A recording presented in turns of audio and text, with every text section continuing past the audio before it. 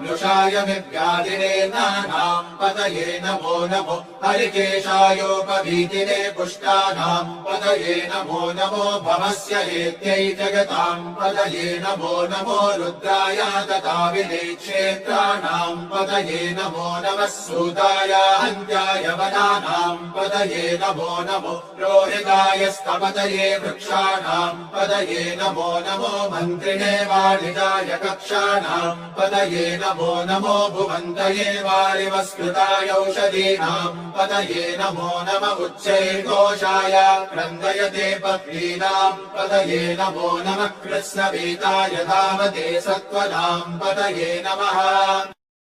ॐ नमस्ते अस्तु भगवन् विश्वेश्वराय महादेवाय त्र्यम्बकाय त्रिपुरान्तकाय त्रिकालाग्निकालाय कालाग्निरुद्राय नीलकण्ठाय मृत्यु